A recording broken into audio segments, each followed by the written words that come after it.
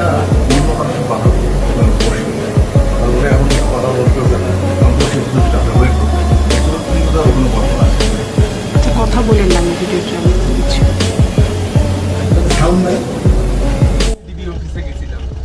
কালকে আপনি গেছিলেন? না কালকে না, আজকে। কখন গেছিলেন? আজকে দুপুরে 12টা থেকে। 12টা।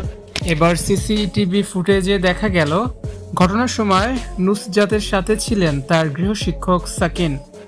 ঘটনার সময় নুসরাতের সাথে ছিলেন তার শিক্ষক সাকিন। এই সিসিটিভি ফুটেজ নিয়ে এখন চাঞ্চল্যের সৃষ্টি হয়েছে। ভিউয়ার্স, পুরো ভিডিওটি দেখে অবশ্যই আপনার মতামতটি জানিয়ে দিন। রংপুর নগরীর নর্থ ভিউ হোটেলের ছাদ থেকে পড়ে কলেজ ছাত্রী নুসরাতের মৃত্যুর ঘটনায় এবার নতুন মোড়। ঘটনার ঠিক পরের সিসিটিভি ফুটেজে স্পষ্ট দেখা গেছে নুসরাতের প্রাইভেট শিক্ষক শাহরিয়ার আহমেদ সাকিনকে।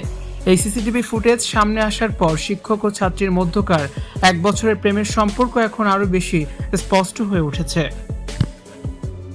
তদন্তে জানা গেছে 25 বছর বয়সী শাহরিয়ার আহমেদ সাকিন রংপুর মেডিকেল কলেজের একজন শিক্ষার্থী এবং তিনি নুসরাতের প্রাইভেট শিক্ষক ছিলেন। জুন 2026-এর তৃতীয় সপ্তাহে ঘটে যাওয়া এই ঘটনার সিসিটিভি ফুটেজে দেখা যায় হোটেলের ছাদে সাকিন যখন ফোন হাতে পায়চারি করছিলেন তখন পেছনের এক কোণায় বসেছিলেন নুসরাত।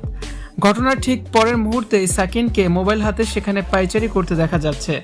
তারা দুজনে একসাথে আবাসিক হোটেলে এসেছিলেন আর এখানে কোনো একটি বিষয় নিয়ে দুজনের মধ্যে তীব্র কথা কাটাকাটি হয়, যার জেরে নুসরাত ছাদ থেকে নিচে পড়ে যায়।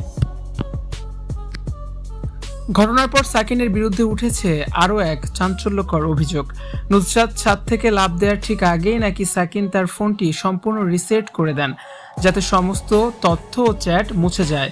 এই ঘটনার পর নিহত কলেজ ছাত্রীর বাবার দায়ের করা মামলায় প্রাইভেট শিক্ষক শাহরিয়ার আহমেদ সাকিনকে বর্তমানে পুলিশের হাতে গ্রেপ্তার দেখানো হয়েছে।